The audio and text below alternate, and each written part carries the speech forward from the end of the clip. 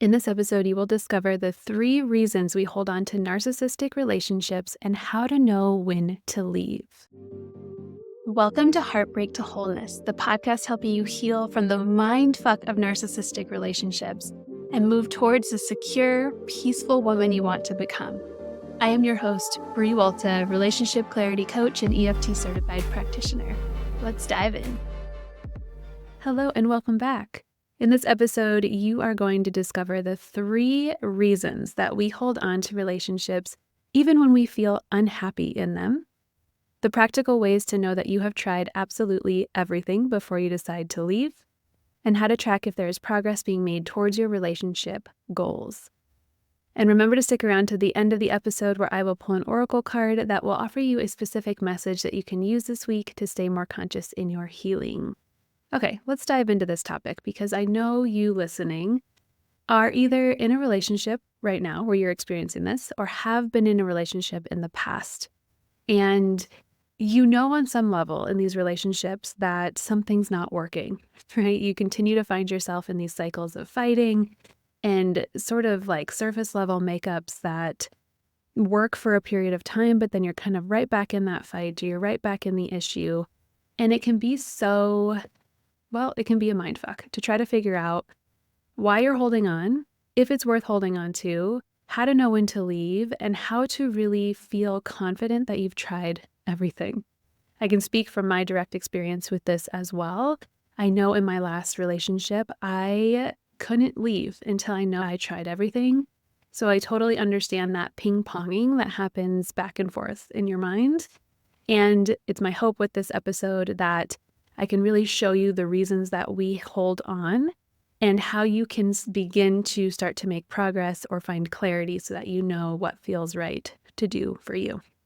So the first reason that we hold on to relationships, even though we're feeling unhappy, is that as empathetic, big-hearted, kind women, we give people the benefit of the doubt. So let me give you an example to illustrate this point. Let's say that you and your partner are having some issues with communication, and you try to bring something to him, and he typically will explode in anger and be yelling at you for being too emotional and for just needing too much from him, from not understanding that he's trying. And inevitably, at the end of this fight, you end up defending yourself in your need for having needs, or that you're not too emotional, and you're never really talking about the actual issue. You're never really finding resolve around the initial thing that brought you into that wanting to have a dialogue around whatever it was that you were upset about. And so after that fight, let's say that you guys just can't be around each other. Maybe you go to separate places in the house, maybe one of you leaves, and after you've had some time to kind of sit with what happened, you start to feel really anxious that you did something wrong. And so likely you're going to him and saying, I'm sorry, I shouldn't have brought that up, or I'm sorry, I am too emotional, somehow taking accountability for this fight that happened. Meanwhile, in your mind, you're not really sure if that is appropriate. You're not really sure why you're always the one taking accountability. And in that exchange, maybe he's saying something like, I know that I'm angry, but it's just because you push these buttons, and if you just didn't do that, then I wouldn't be an angry person. Or maybe he is saying like, I recognize that I get angry and I do want to change. I am going to change. So what happens to us in that exchange? We lean into this benefit of the doubt. When he's saying that the anger is just because of what we're doing, then we're taking responsibility to change how we act, how we interact, so we're not pushing his buttons. We're giving him the benefit of the doubt that he really is trying to be mindful of his stuff and that we are the ones that are causing the problem. When he says that he wants to change, that he will go to therapy, or he will do this coaching thing, or he will read the self-help book, like the lights go on in our brain and we're like, oh my gosh, he's really going to try. And if you're listening to this podcast, I can almost guarantee that you are a woman who values self-work, who values self-growth. and who knows how hard it is to change and how painful it can be to look at patterns and try to make change and process emotions. And so when someone is telling you that they want to change or they're trying, we go to this place of empathy so quickly of, I know what that's like, and I want to be there for you during that journey. We're assuming that they are taking that seriously, and we want to be there for them. We want to give them the benefit of the doubt that they are being true to their word and actually want it as much as you want it for them. Also, what's happening in this exchange when the apology comes around in whatever form that looks like is that they can be very convincing. Typically, when we're in a relationship with someone who's narcissistic, they know exactly what to say. They're very good with words. They're very good at knowing what we want them to say. And we want to believe that they're going to do the thing that will change so that the relationship will work, right? We didn't get into a relationship in order to hope that it's going to fail. So when they're saying these things to us, we're giving them the benefit of the doubt.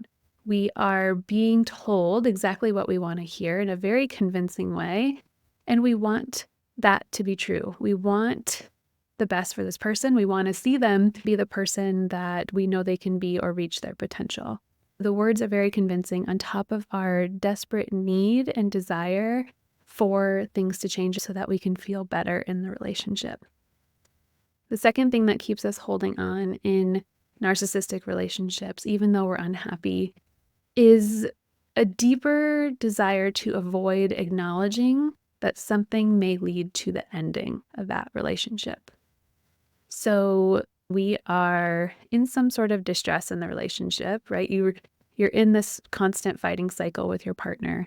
But instead of sort of acknowledging that you're in this cycle and how bad and how often it's happening, we go to this place that I've called potential land, where everything gets better. In potential land, there is hope that things are going to change. And so if I'm staying in that place, thinking that there's hope that when he's done with therapy, that we're going to be able to communicate, that he's actually going to change and start taking accountability, that when he sees what he's doing, he's going to stop yelling at me and we're going to get back to this really loving, exciting relationship that we had in the beginning. I'm in this place of hope.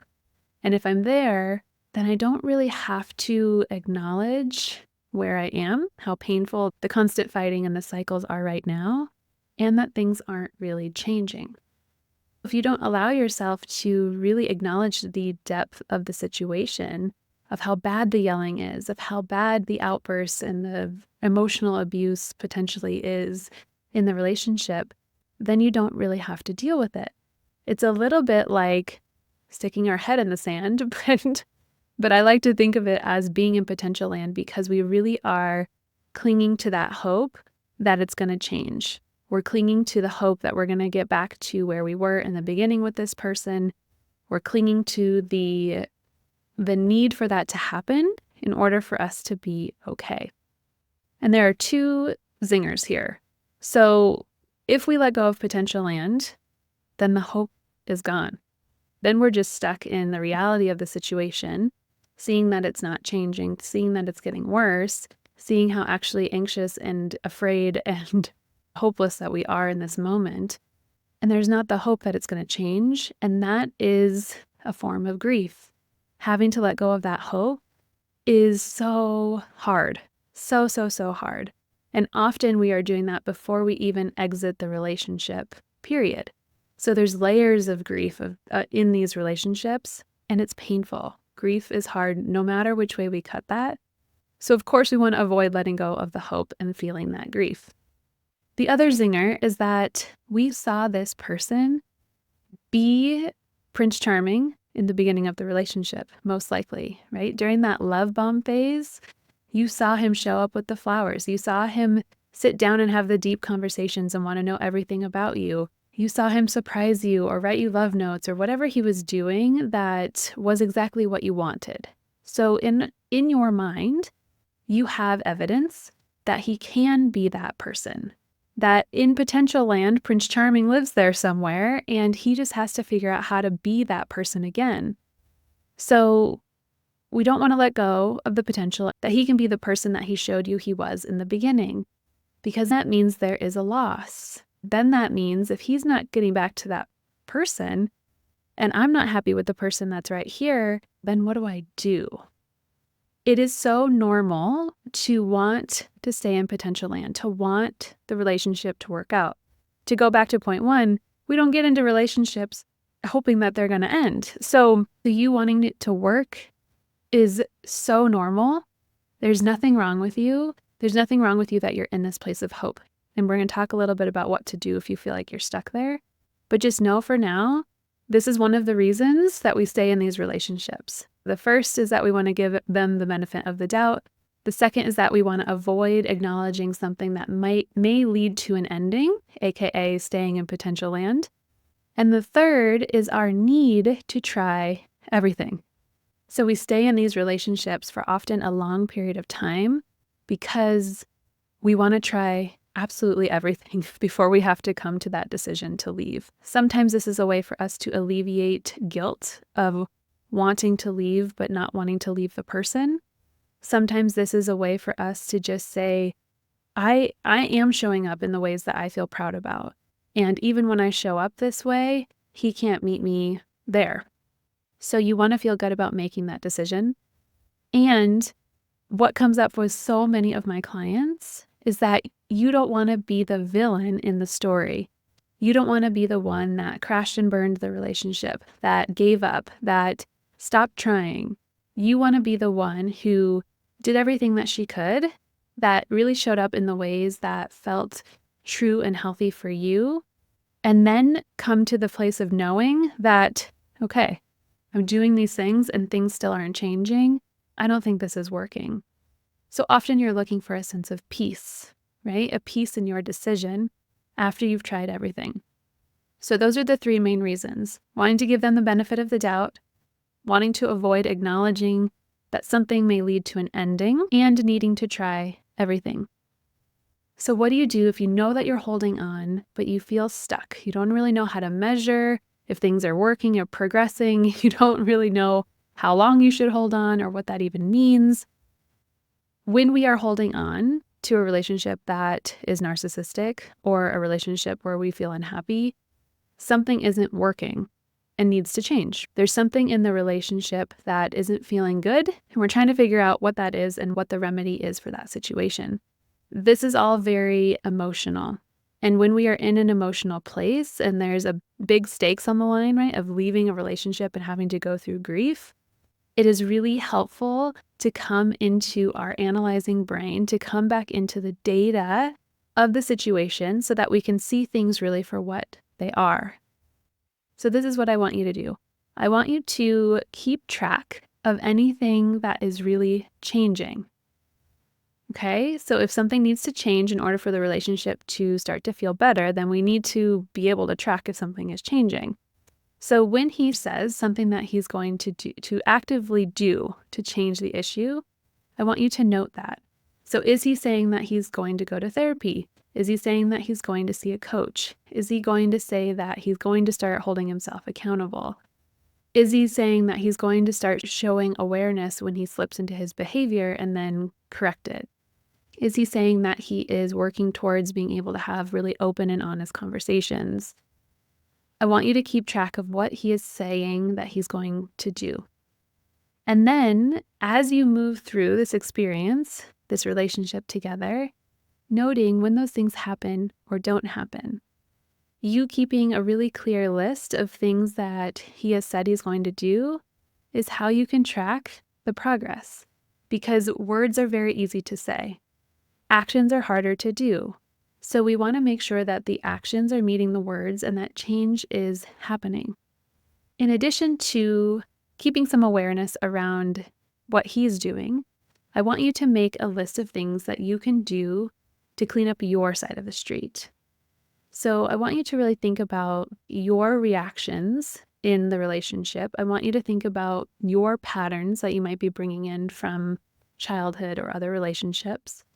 And think about where are the places that you could show up as the woman that you really want to be in this relationship. Do you want to start to build your confidence so that you can hold boundaries with him? Do you want to express your needs instead of being passive aggressive? Do you want to walk away from a conversation if he isn't treating you with respect?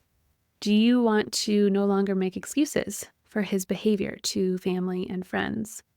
Do you want to learn how to engage in a conversation that starts to feel gaslighty, starts to feel like you aren't really making progress in the actual issue at hand, so that your emotions don't get the best of you? What are the things that are in your full control in order for you to do within yourself to show up differently in that dynamic? And this takes a lot of honesty. This also takes a lot of self-reflection. And this could be a step where you need someone to help you find the answers here. So there's an interest form in the show notes if you want to explore further coaching with me one-on-one, where we really get into the nitty-gritty of all this stuff and how to start to shift it. But it's so important for you to not just rely on him to change, to not just blame him for the things in the relationship. While there may be very blatant and very clear things that he is doing that aren't working in the relationship, it's not to absolve him from that. It's for you to take accountability for your side of the street. So to go back to that example from the beginning, if you are trying to bring something to him and he's reacting in outbursts of anger and you're shutting down, and then you inevitably just leave the conversation because you are essentially in a freeze mode, what you could do that's in your full control in that is learn how to regulate your nervous system so that when you are in the conversation with him and it starts to get heated and he starts to yell, you can say, I'm not having a conversation with you while you're in this heightened state of emotion. We need to take some space and revisit this conversation later. And doing what you need to do to revisit that conversation later. That doesn't mean that he's going to change anything that he is doing in the way that he is reacting to you. But the way that you're showing up in that dynamic is much more healthy. So what can you do on your side of the street? Keeping a list of what he's doing, keeping a list of you and what you're doing, and how are you going to start to learn these things? Is it by taking a course? Is it by working with a coach? Is it by finding a therapist? What are the steps that you are going to take right now in order to start becoming the woman that you want to be in that relationship? The next thing that I want you to do if you're feeling stuck in this relationship and not knowing what you want to do is to acknowledge the fear that's there. Is it a fear of having to start over? Is it a fear of it ending? Is it a fear of like the literal logistics of moving out of the house or getting him to move out of the house? What is the fear behind you kind of holding into this potential land place? What is the fear if you stop giving him the benefit of the doubt? What is the fear if you see him as actually the person that he is and not the person that he could become? What is the fear there? It's really, really important to name the fear. There's a really wonderful saying that I'm forgetting now where I originally heard it, but we have to name it to tame it. So if I'm not naming the fear, it's just living and sort of morphing and growing inside my brain, and I have no control over it. It just feels like this kind of all-consuming thing that's taking over and shutting me down. But if I start to name the things, then I can start to process through that fear. I can start to befriend that fear and see that fear as showing me the places that I need more support or that I need a safety plan around or whatever it is that I need because of the fear. And we can start to give ourselves those things so that we can feel confident and competent to do the thing despite the fear, okay? Fear is not bad. It's just an emotion. There's so many answers that come to us from our fear. We just have to get curious about what those are. And then finally, I want you to give yourself a timeline. So you have the list of things that he's doing, you have the list of things that you're doing, you're acknowledging your fear, and I want you to give a timeline, be it 3 months, 6 months, to just gather your data, to just be able to observe the relationship, observe the dynamic, observe how you're showing up, and seeing, is this changing? He's saying he's doing this. Is there any progress? You say you're doing this. Is there any progress? Holding yourself accountable to doing those things as well. When we give ourselves a timeline, it's not that at the end of 3 months you have to break up with him. But it's like permission for ourselves to go all in with that, right? Because it's not this like, oh my God, I have to do this forever. I never know when this is going to end. Give yourself that container, put things in place to hold you accountable, be it a therapist, a coach, a friend, a family member, someone to be there to witness you through this, to process through this. You need somebody else. I can't state that enough in gathering the data and making sense of it, because likely there's some amount of manipulation or gaslighting or something that's happening in the relationship that's keeping you feeling really confused and like everything is your fault. So you need somebody to help you sift through what is real, sift through what is expected, sift through what is appropriate in relationships, what is yours to take accountability for, what is not yours to take accountability for. That is the work that brings me the absolute most joy in the world, to be able to help you find clarity. So again, there's an interest form in the show notes if you're interested in exploring that a little bit deeper. But if it's not with me, find somebody else. Just find somebody who can help be that backboard to reality for you. I can promise you, by taking these steps with real intentionality, that you will come to that knowing of when and if it's time to let go. Giving yourself more information around the psychology behind why we stay in these relationships, while also tracking progress, while also sitting with your emotions. All of that is going to lead you directly back into your intuition. So let's recap quickly what we just talked about. You now know the 3 reasons that we hold on to relationships, even if we feel unhappy in them. You know the practical things that you can do to know if you have tried everything. And you know how to track if progress is being made towards your relationship goals for both you and your partner. Okay, so now it's time to pull an oracle card. These oracle cards offer you valuable guidance, booking to something outside of yourself for some direction and some insight around what you are feeling. So as I shuffle, I'm just asking the deck, what is the message that the listener needs today? So the message that came out is pick up your mess. And it looks like a very messy room is the image on the card. Let me find the message in the book and I will read it to you. Pick up your mess shows up when it's time to own your shit. Take responsibility and clean up your mess. Repair your mistakes. Apologize. Personal accountability is the pathway to healing and freedom. No need to judge yourself for making a mess in the first place. Life is messy. You are not a bad person because you got it wrong, misunderstood, or made a mistake. Pick up your mess provides the opportunity to find lost treasures, to repair what was broken, to reconnect to things that are hidden in the clutter. Chop, chop, it's time to get started. One little piece at a time. I don't pre-pull these cards. The message is always perfect. So let that sort of sink in. Let that just move through your soul and see how that resonates for you. And I want to just make this very clear for you listening, that by no means am I saying that everything in the relationship is yours to take accountability for, or is your mess to clean up. I don't want you to absolve your partner from their accountability. In relationships, it takes 2 people taking accountability for their shit, for picking up their mess, to come together in order to have a healthy dynamic. So this, you keeping your list and you acknowledging your fear and you're moving through these different things that you're going to do in the relationship, that is you simply taking accountability for what is yours and then observing if he is also going to meet you there. All of this work takes so much courage for you to look at your stuff honestly, for you to reach out for that person to help you reflect back reality to you, to help you make sense of what's happening. Takes so much courage. And I want you to know that if you don't have somebody in your life right now that can be that safe, non-judgmental space for you to process through the relationship, to process through your feelings, to process through what you want to change so that you can show up the best way that you can, I can be that person for you. And it would be my absolute honor. So again, that interest form is in the show notes if you're interested in learning more about how I can walk with you through this part of your journey. As always, this podcast is for you. You are not alone, and I will see you in the next episode.